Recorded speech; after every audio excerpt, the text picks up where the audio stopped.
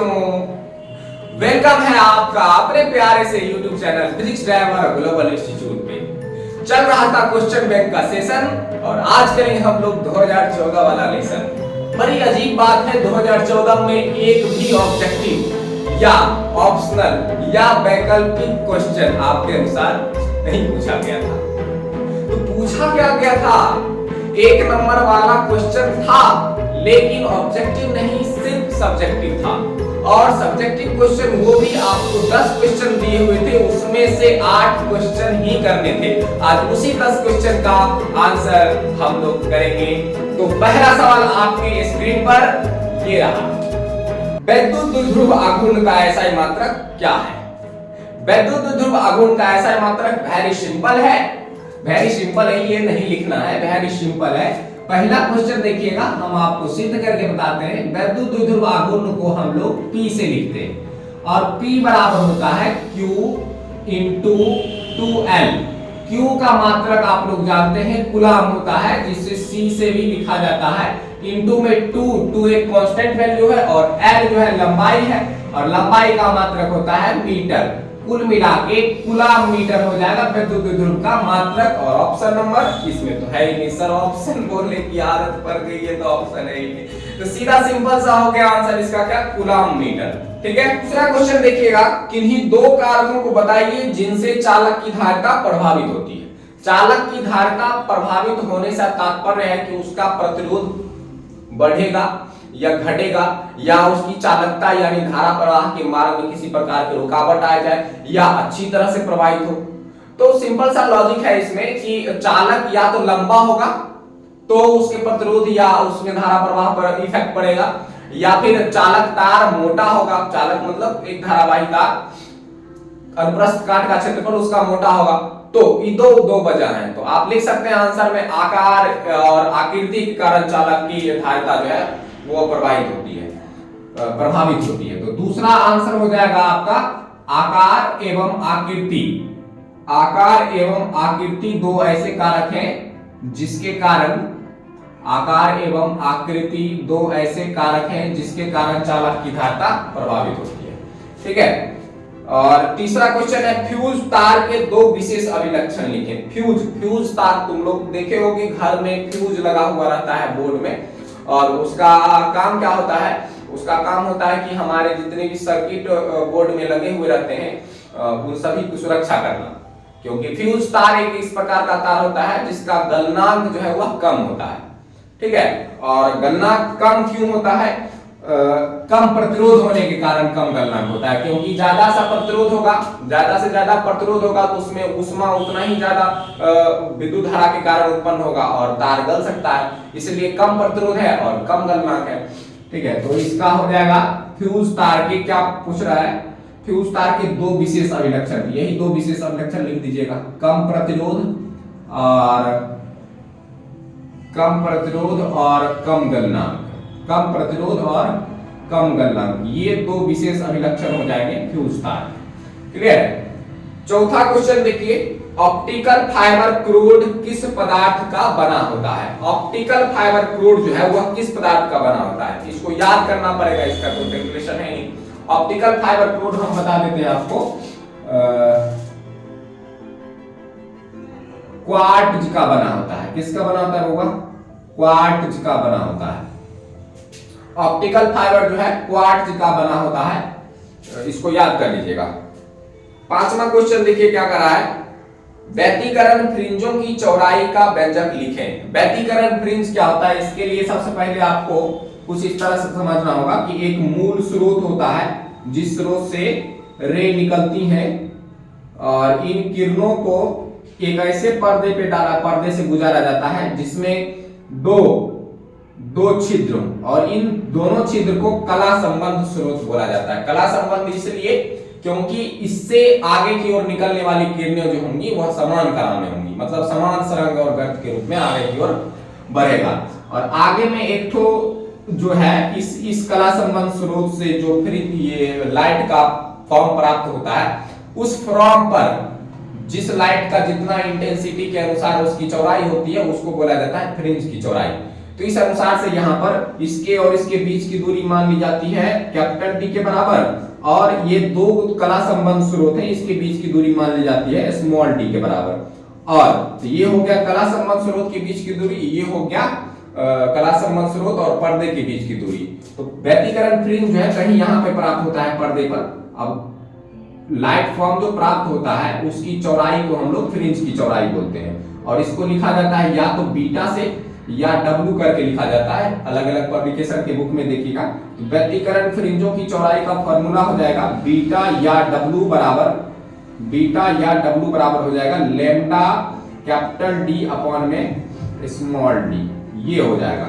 समझ गए? यहाँ पे बीटा क्या है, फ्रिंजों की चौड़ाई है, और डब्लू क्या है, ये भी फ्रिंजों की चौड़ाई है, और हो जाएगा लेम्डा जो है प्रकाश का तरंग दैर्ध्य हो गया, कैपिटल डी हो गया कला संबंध स्रोत और पर्दे के बीच की दूरी, स्मॉल डी हो गया दो कला संबंध स्रोत के बीच की दूरी। ठीक है, तो यहां पर आप देख सकते हैं 5वां नंबर क्वेश्चन देखिए क्या करा है। 5वां नंबर क्वेश्चन भी है, सॉरी 5वां तो हो गया ना, 5वां क्वेश्चन हो गया ये। 6ठा क्वेश्चन देखिएगा, प्रेरणिक प्रतिघात क्या होता है? प्रेरणिक प्रतिघात देखो, प्रेरण किसके बारे में पढ़े हो? कुंडली के बारे में नहीं।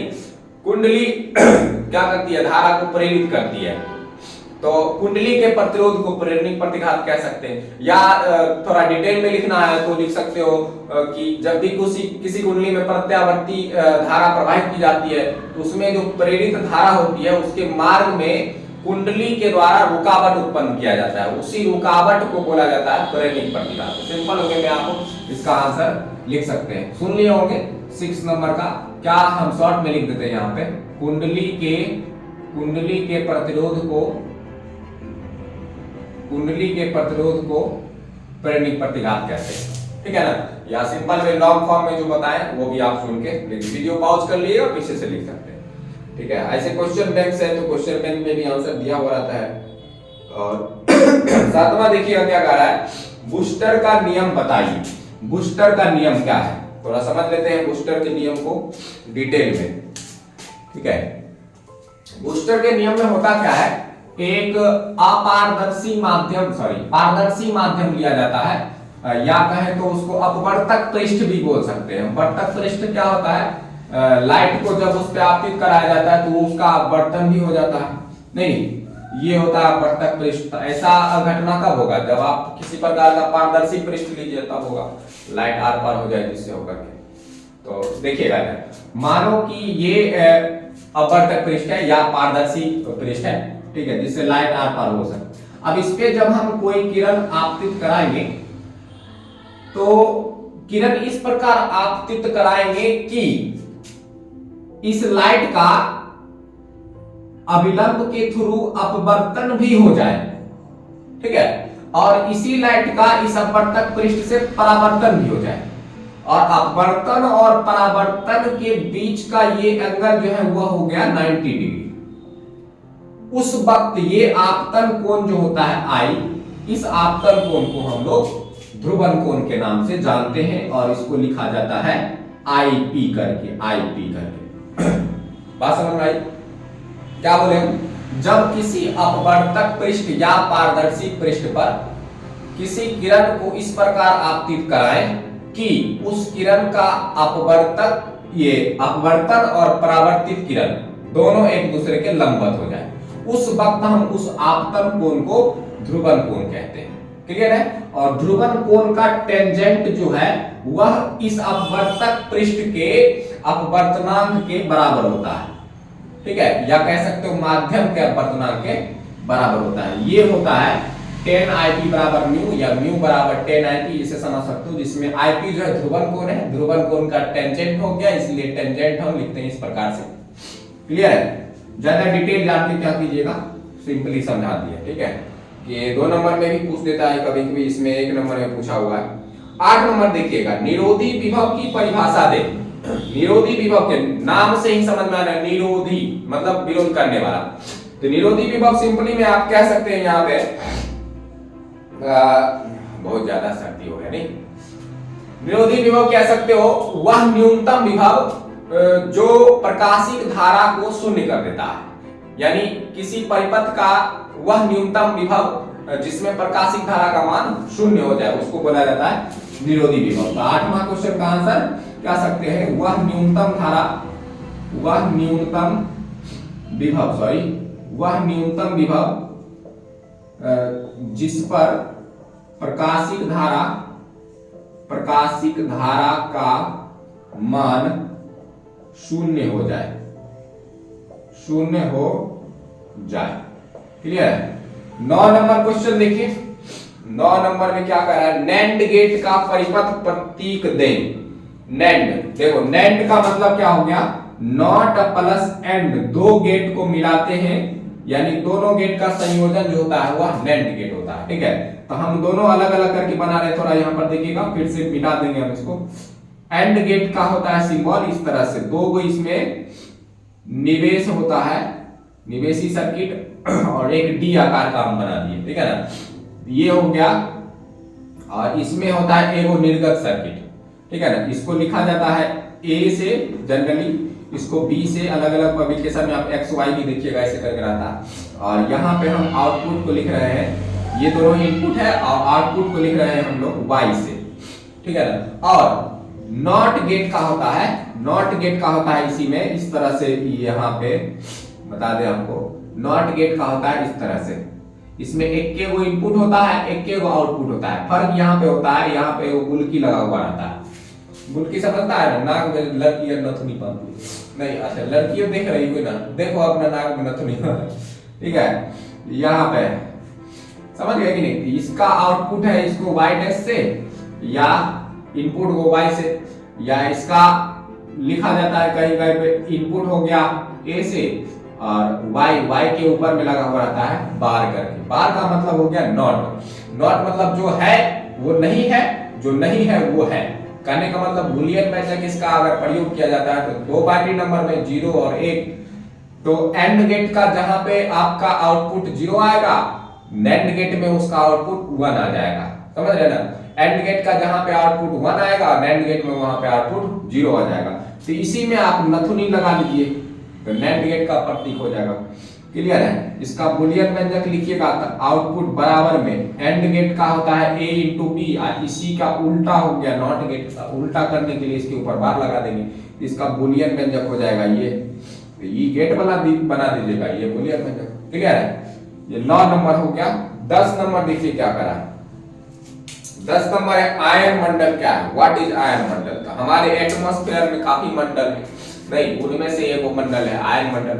आयन मंडल होता क्या है, हमारे पृथ्वी तल से 80 किलोमीटर से लेकर के 300 किलोमीटर तक के बीच का जो मंडल होता है, बीच की जो परत होती है, उसी को बोला जाता है आयन मंडल। क्लियर है ना, लिख लीजिएगा कहां से कहां तक, ऊपर में लिख दे रहे हम, 80 किलोमीटर से 300 किलोमीटर के बीच वाली परत को क्या बोला जाता है, आयन मंडल।